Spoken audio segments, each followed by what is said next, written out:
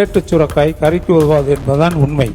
நீங்கள் ஒரு மூத்த உறுப்பினர், உங்கள் மனசுக்கே தெரியும் எப்படி பேசணும், இப்போ எப்படி ஆட்சி இருக்குதுன்றது உங்களுக்கு எல்லாமே தெரியும். இதெல்லாம் பேப்பரில் தான் இருக்குது.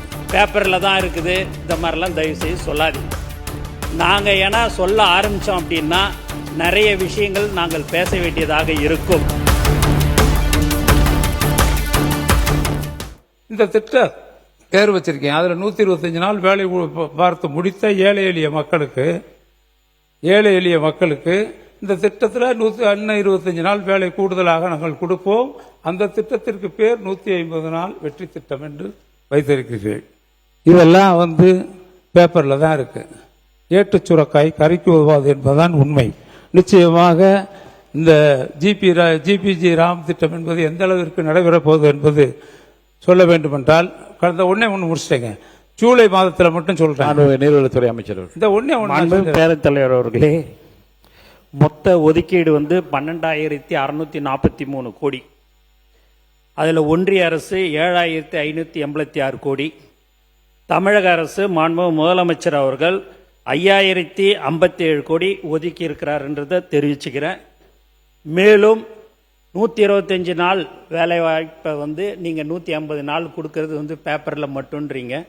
165 நாள் யாரெல்லாம் வேலை செய்கிறாங்களோ அவங்களுக்கு கண்டிப்பாக 150 நாட்கள் வேலை கொடுக்கப்படும் என்பதை இந்த நேரத்தில் நாங்கள் தெரிவிச்சுக்கிறோம். எதுவுமே பேப்பரில் இருக்குதுன்றது ஒன்னொன்னுத்தையும் பார்த்து இது செய்ய முடியுமா அப்படின்றதெல்லாம், பணம் இருக்குதான்றதெல்லாம் பார்த்து தான் ஒரு திட்டத்தையும் தினந்தோறும் சிந்திச்சு அதை செயல்படுத்துகிற முதல்வர் தான் எங்களுடைய முதல்வர் என்பதை தெரிவிச்சுக்கிறேன்.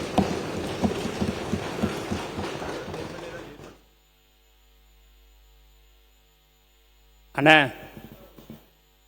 நீங்கள் ஒரு மூத்த உறுப்பினர், உங்கள் மனசுக்கே தெரியும் எப்படி பேசணும், இப்போ எப்படி ஆட்சி இருக்குதுன்றது உங்களுக்கு எல்லாமே தெரியும்.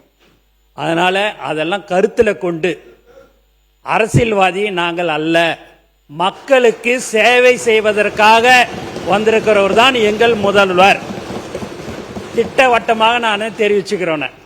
அதனால் அண்ணன் எதுவாக இருந்தாலும் பேப்பரில் தான் இருக்குது, இந்த மாதிரிலாம் தயவுசெய்து சொல்லாதீங்க.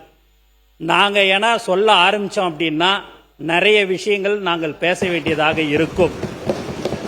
ஆகவே நீங்கள் எந்த ஒரு ஆலோசனையாக இருந்தாலும் நீங்கள் அதை தாராளமாக சொல்லுங்கள்.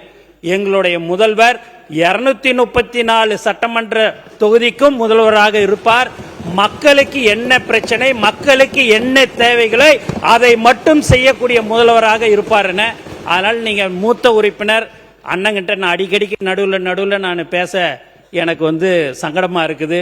அதனால் தயவு செய்து நீங்கள் எதுவாக இருந்தாலும், எந்த ஒரு விஷயம், உங்களுடைய தொகுதி விஷயம், உங்களுடைய மாவட்ட விஷயங்கள் எதுவாக இருந்தாலும் நீங்கள் சொல்லுங்கள். நாங்கள் செய்து தர தயாராக இருக்கிறோம் என்பதை தெரிவித்துக் கொள்கிறேன்.